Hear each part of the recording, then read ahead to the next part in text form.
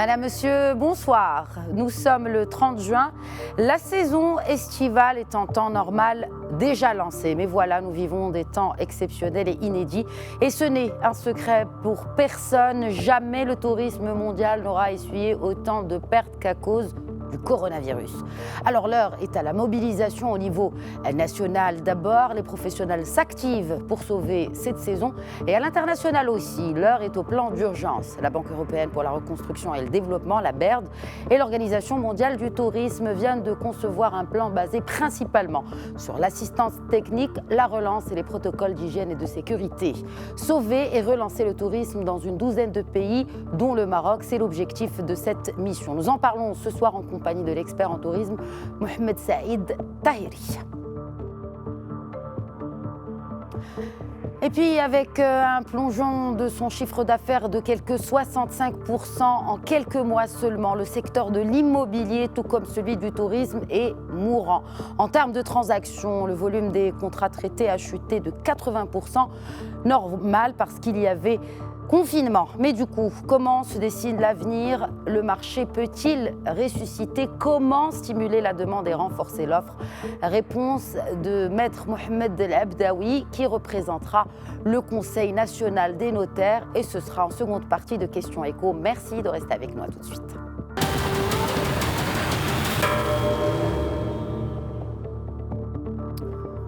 Et tout d'abord, revenons sur cet appui de la BERD et de l'OMT pour sauver et relancer le tourisme marocain, entre autres. C'est un sujet de Ala Ben Ali. Enfin, une bonne nouvelle pour les opérateurs du secteur touristique. Ces derniers vont pouvoir bénéficier d'un soutien de la Banque européenne pour la reconstruction et le développement et de l'Organisation mondiale du tourisme. Dans le cadre de la relance de leurs activités, le dispositif prévoit 3 volets possibles d'intervention, à savoir les domaines économiques, promotionnels et institutionnels. Le dispositif préparé porte sur une assistance technique pour le redressement du secteur touristique. Il préconise la mise en place de politiques et de mesures pour stimuler la reprise économique du tourisme national. Dans les domaines du marketing et de la promotion, l'OMT se tient prête à identifier les marchés pouvant accélérer la reprise en cherchant à diversifier les produits et à reformuler les stratégies de marketing et activités promotionnelles. Le troisième pilier est celui du renforcement des institutions et de la résilience. Il vise plus particulièrement à développer le partenariat public-privé et à promouvoir la collaboration à l'appui du redressement du tourisme et à améliorer les compétences en matière de gestion des crises. En plus du Maroc, le soutien est envisagé pour un certain nombre de pays, dont la Tunisie, l'Égypte, la Jordanie, le Liban ou encore la Turquie. Enveloppe globale, 21 milliards d'euros. Et depuis Rabat par Skype, l'expert en tourisme, Mohamed Saïd Tahiri. Bonsoir, M. Tahiri. Bonsoir, Khadija. Bonsoir, chers auditeurs. Alors, tout d'abord, que pensez-vous de l'efficacité, déjà à court terme, de ce plan pour le tourisme national? Si vous parlez de ce protocole Organisation mondiale du tourisme et BERD, c'est une excellente nouvelle. C'est une excellente nouvelle, pourquoi? Parce qu'il va apporter de l'assistance technique aux professionnels du secteur à un moment où ils ont vraiment besoin de cette assistance technique et où ils n'ont pas de budget pouvant être mis à cette optique-là. Ce qu'il faut aussi souligner, c'est qu'il y a une dizaine de pays, il y a 10 pays très exactement qui sont concernés par ce protocole et que le premier demandeur est le premier servi. Donc vous me donnez l'occasion d'interpeller nos instances pour qu'elles soient l'une des premières à demander donc, de bénéficier de ces budgets-là pour pouvoir effectivement permettre au secteur de se relancer, de déployer de nouvelles actions pour améliorer la compétitivité de l'entreprise touristique marocaine, pour mettre en place des actions de formation et d'inclusion sociale et surtout de pouvoir effectivement porter ce secteur qui est un secteur aujourd'hui fortement touché par l'impact de Covid-19. Oui. Vous l'avez signalé tout à l'heure au début de votre journal, il y a plus d'1 milliard de touristes en moins en 2019 que le monde connaîtra, plus d'1 milliard 200 millions de dollars qui vont être perdus au niveau mondial. Au Maroc, nous estimons la perte à quelque chose comme 140 à 150 millions de dirhams. C'est donc important pour nous d'être accompagnés dans le développement de notre Parce que vous parlez de cet accompagnement. Vous avez parlé de budget. Moi, je préférais utiliser le terme emprunt parce que c'est un emprunt finalement que propose la BERD et l'OMT, n'est-ce pas? Écoutez, c'est un programme effectivement qui est un financement européen sous forme d'emprunt, effectivement. Mais ce qu'il faut souligner, puisque vous abordez ce point-là, c'est que la BERD, la Banque européenne de reconstruction et développement, est au Maroc depuis pratiquement 8 ans à peu près, et qu'elle accompagne déjà, à travers des dons européens, plusieurs entreprises touristiques, particulièrement des unités hôtelières, une vingtaine, je crois, depuis ces derniers 8 ans, dans des problématiques liées à l'amélioration de l'outil de production, mais également des problématiques liées au développement durable. Et donc aujourd'hui, la BERD a une bonne connaissance du secteur touristique marocain, et aujourd'hui, un programme comme celui-là est très important pour nous professionnels. Pourquoi? Parce qu'aujourd'hui, les budgets que nous avons sont orientés vers la promotion, vers le paiement des salaires, vers la préservation de l'emploi, et nous avons besoin d'assistance technique. Cette assistance technique, comme les professionnels ne peuvent pas la faire par eux-mêmes, le fait d'avoir un accompagnement comme celui-là est quelque chose de très bénéfique pour le secteur, certainement. Vous avez parlé des infrastructures hôtelières. Beaucoup de complexes sont donc autorisés à relancer leurs activités dès demain, 1er juillet. Mais voilà, beaucoup ne peuvent pas, Mohamed Saïd Taheri, ne peuvent pas à cause justement d'une trésorerie dans le rouge. Que faut-il faire ? Effectivement, les temps sont très très durs pour le secteur. Nous avons effectivement fait le diagnostic. Nous sommes partis à travers nos institutions représentatives vers la tutelle pour effectivement leur faire part de nos craintes et surtout de nos objectifs. Comme je disais tout à l'heure, le premier objectif est de maintenir l'emploi, c'est très important, de maintenir l'outil de production et de développer nos capacités de réceptivité, je dirais, de clientèle internationale et locale. Aujourd'hui, il y a plusieurs mesures qui ont été demandées et même des mesures qui sont recommandées par l'Organisation mondiale du tourisme, des mesures de financement, puisqu'on demande effectivement à accompagner les entreprises touristiques pour maintenir leur structure, des mesures d'ordre fiscal également.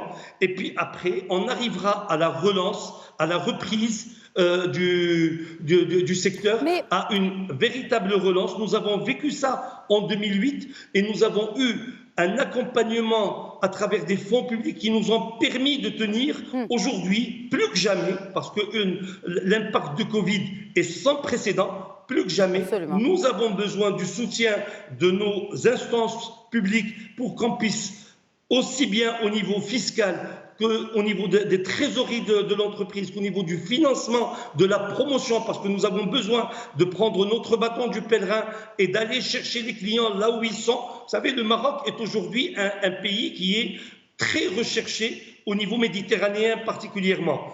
Au niveau de cette Méditerranée, il y a pratiquement un quart des pays qui a déjà commencé à assouplir les restrictions sur le voyage. Au Maroc, nous n'avons pas encore de visibilité par rapport à ce point particulier. Nous ne savons pas encore, à ce jour, quand est-ce que les frontières vont être ouvertes, quand est-ce que nous allons pouvoir recevoir une clientèle internationale qui est demandeur de notre produit, qui est un bon produit. Nous avons besoin donc de plus de visibilité. Nous avons besoin également d'être accompagnés au niveau de l'aérien. Vous savez, pratiquement plus d'1 milliard de dollars va être perdu par les compagnies aériennes au niveau de leurs revenus. Au niveau des résultats, on parle de 84 milliards de dollars qui est estimé par l'Organisation mondiale du tourisme. Et donc, il va falloir accompagner le pavillon national, la Royal Air Maroc, à aujourd'hui nous aider, nous professionnels, à aller chercher des clients, à mettre des routes et des lignes aériennes pour pouvoir les ramener. Bien sûr, il y a également le tourisme national. Nous allons y revenir, mais je veux juste m'arrêter sur un point très important, Mohamed Saïd Tahiri. Vous avez cité le maintien de l'emploi. Pourtant, certains professionnels incitent notre gouvernement à donner son feu vert pour réduire les salaires des employés. Quid alors des emplois indirects aussi? Je vais vous donner deux chiffres si vous me permettez. La dernière lettre de l'Organisation mondiale du tourisme parle d'une prévision de perte d'emploi de quelque chose comme 200 millions d'emplois dans le secteur. Dans le monde. Au niveau mondial. Un autre chiffre qui est important est qu'aujourd'hui, un emploi direct dans le secteur du tourisme permet de créer 5 emplois indirects. Donc, Absolument. nous sommes en train de parler de chiffres relativement importants. Il va falloir, à un moment donné, considérer le secteur du tourisme comme un secteur prioritaire, l'installer clairement dans cette priorité nationale pour lui permettre effectivement de jouer parfaitement son rôle d'employeur. Le secteur du tourisme est non seulement un secteur employeur, mais c'est également un secteur transversal qui touche à d'autres secteurs de l'économie. Et donc, il est très, très important de lui permettre de se maintenir. Pour se maintenir, nous sommes incapables, nous professionnels, de le faire tout seuls. Nous avons besoin d'être accompagnés. Nous ne demandons pas à être assistés. Nous demandons juste de nous permettre de tenir sur nos pieds le temps de créer cette reprise et de permettre à nos hôtels, à nos agents de voyage d'aller chercher les clients là où ils sont, qu'ils soient au niveau local ou qu'ils soient au niveau national. Donc, ce que vous dites, c'est qu'il faut maintenir les emplois, quitte à baisser les salaires, mais en tout cas au moins maintenir les emplois dans le secteur. Écoutez, baisser les salaires, c'est pas ce qui va résoudre le problème. C'est une des demandes qui a été formulée. Mais en tous les cas, c'est une demande. Nous avons besoin d'être accompagnés au niveau fiscal. Nous avons besoin d'être accompagnés au niveau de financement bancaire. Nous avons demandé à ce que les banques, à ce que l'État également, reporte ces différentes échéances, le temps de nous permettre de tenir.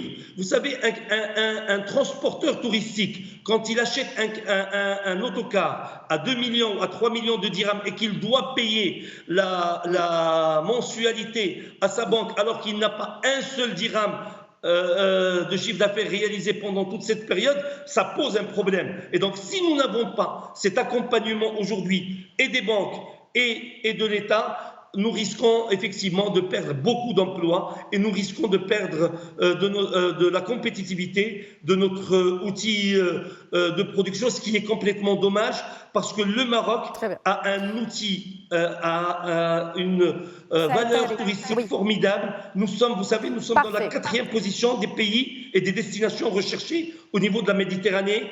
Oui, alors en attendant justement que les frontières soient ouvertes, est-ce que le tourisme interne peut justement aider à éponger un peu les pertes? Et si oui, pourquoi jusqu'à l'heure où on parle, nous n'avons qu'une poignée d'offres vers cette cible-là qui est le touriste marocain local? Vous avez entièrement raison.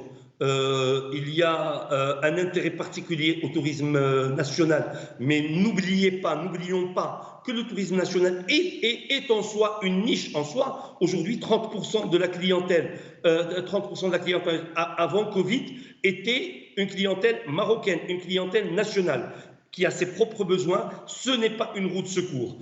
Il y a également nous sommes, en tant que professionnels, persuadés que le tourisme national est insuffisant aujourd'hui pour nous permettre de relancer le secteur. Et donc, nous avons besoin de développer notre tourisme international. Pour cela, nous avons besoin de cette visibilité. Nous avons des tours opérateurs qui, aujourd'hui, nous appellent pour nous demander quand est-ce qu'on va ouvrir nos frontières et permettre de signer des contrats. Nous n'arrivons pas aujourd'hui, au jour d'aujourd'hui, à signer le moindre contrat parce que nous ne savons pas quand est-ce qu'on peut s'engager. Nous ne savons pas si on peut s'engager pour juillet. Nous avons l'information qu'il y a beaucoup effectivement d'hôtels qui n'ouvrent pas aujourd'hui parce que la capacité, le taux d'occupation attendu est insuffisant pour leur permettre de financer cette ouverture. Et donc, nous avons besoin de cette visibilité pour permettre aux professionnels d'ouvrir les hôtels, de faire de très belles offres et pour la clientèle nationale et pour la clientèle marocaine. Merci. Encore Merci, une Mohamed. fois, Oui, rapidement. le tourisme au Maroc est un beau secteur. Nous avons un très beau pays avec beaucoup Parfait. d'atouts touristiques Oui. et nous sommes très déçus aujourd'hui en tant que professionnels, je le dis et je pèse mes mots, de cette gouvernance qui ne nous permet pas aujourd'hui d'avoir cette visibilité et d'aller dans Merci. ce dynamisme stratégique dont nous avons besoin. Merci, Mohamed Saïd Tahiri, d'avoir répondu à nos questions. Merci beaucoup. Passons sans plus attendre à la seconde partie de Questions Écho.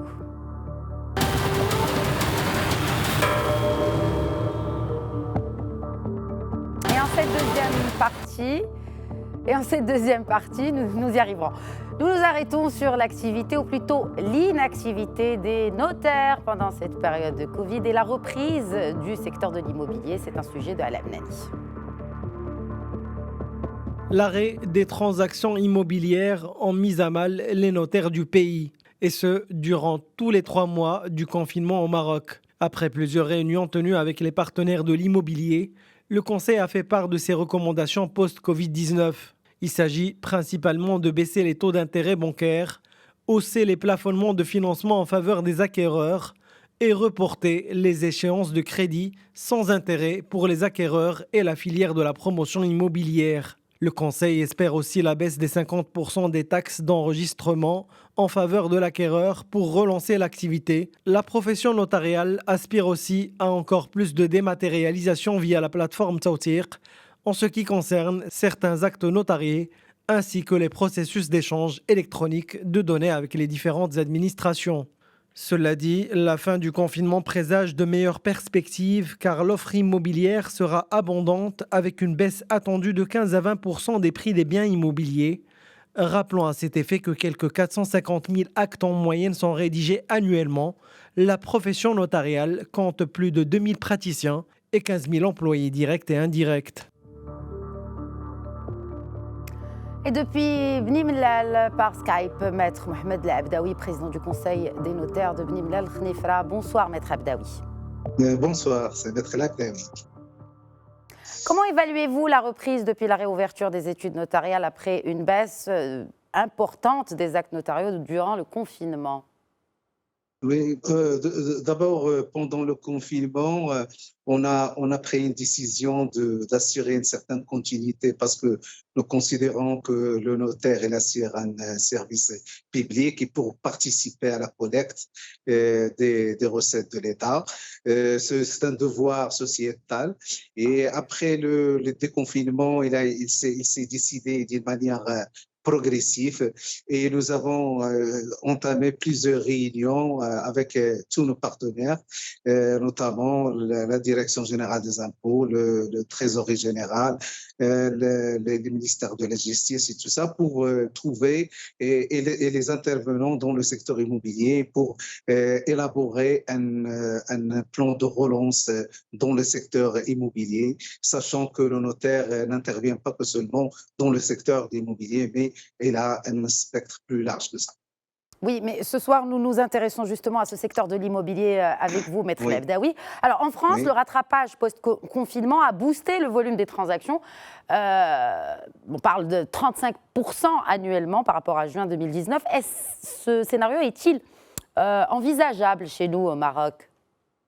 Nous sommes toujours optimistes parce que ce confinement nous a permis de réfléchir profondément sur la question et que nous avons élaboré des propositions dans un plan de relance avec la participation de tous nos intervenants et on a créé le conseil des cadres, le conseil professionnel des cadres bâtis. On a établi un mémorandum qu'on a soumis au ministère de l'Habitat et dans lequel on a élaboré plusieurs propositions qui doivent être mises en application. Peut-être un exemple de ces propositions, Maître Abdaoui, peut-être un exemple, comme ça on a une idée claire et concrète. Un exemple, par exemple, c'est concernant, comme on dit, trop d'impôts tuer l'impôt, et on trouve qu'il y a beaucoup de taxes à payer pour les acquéreurs, notamment pour les personnes qui veulent, pour simplifier la chose, une personne qui veut acheter une habitation principale, il doit avoir plusieurs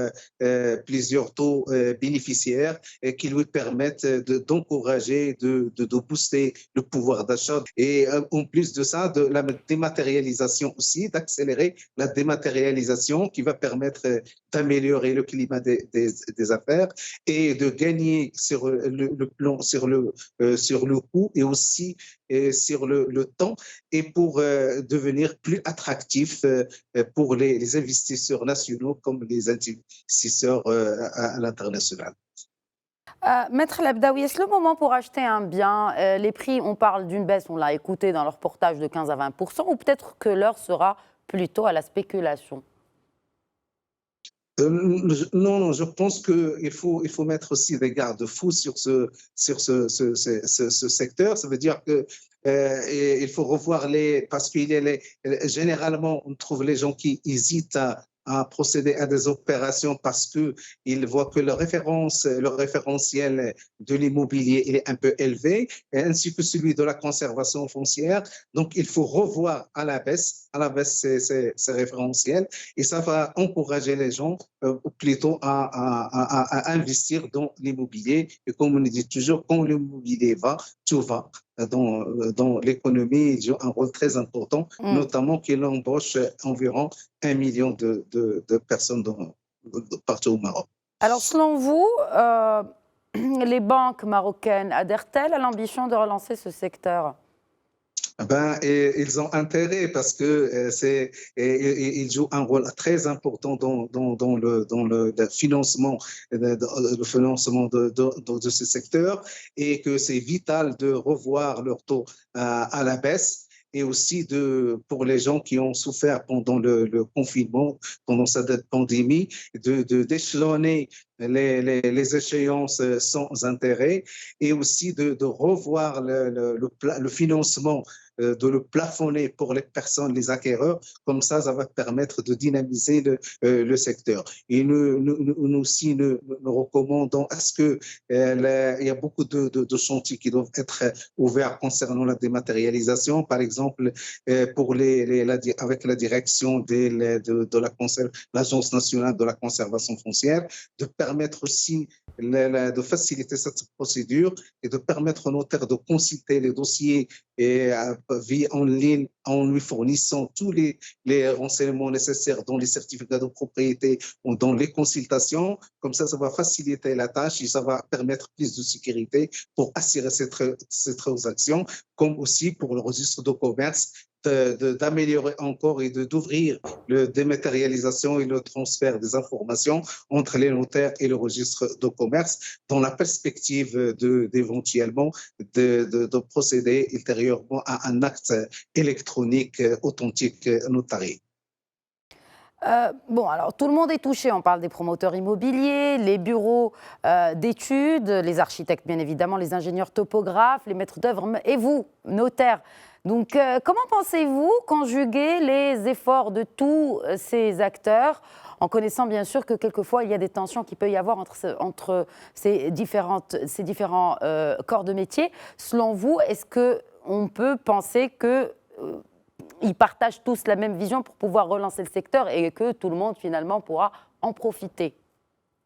Bien sûr, tout le monde doit adopté une approche de participation, de participation dans ce domaine, parce que tout le monde se trouve dans le même bateau et que tout le monde est interpellé à participer à la redémarrage de l'économie nationale. Et c'est un devoir que chacun dans son secteur doit faire un effort dans ce sens. Et de notre côté, nous sommes prêts et disposés. On a établi une stratégie dans ce sens pour pouvoir subvenir à tous les besoins. Une question d'un internaute à présent, rapidement, il nous reste une petite minute. L'immobilier locatif peut-il être un palliatif à la baisse de la demande dans le secteur ? Le secteur, l'immobilier, de préférence, on encourage plus pour l'acquisition d'un bien, parce que vu le programme social qui a été établi et sous le patronat de Sa Majesté, et que c'est un secteur qui est très important et que les traites et les prêts sont minimes et qui correspondent plutôt à un loyer. Donc, on encourage plutôt les gens à investir. Je profite de l'occasion que aussi, il faut qu'on donne les responsables et le ministère donne un délai de prorogation pour délivrer les programmes sociaux vu qu'ils se sont trop affectés de cette pandémie et de l'arrêt de l'activité. Merci, Maître Mohamed Abdaoui, membre du Conseil national des notaires, d'avoir répondu à nos questions. Je vous en prie. Voilà, c'est la fin de Questions Écho. Je vous rappelle que vous pouvez toujours interagir avec nous via le hashtag Questions Écho. Je vous donne pour ma part rendez-vous demain, Inch'Allah, à 21h sur Médien TV pour un nouvel épisode de votre émission Questions Écho. D'ici là, restons vigilants et prenez bien soin de vous.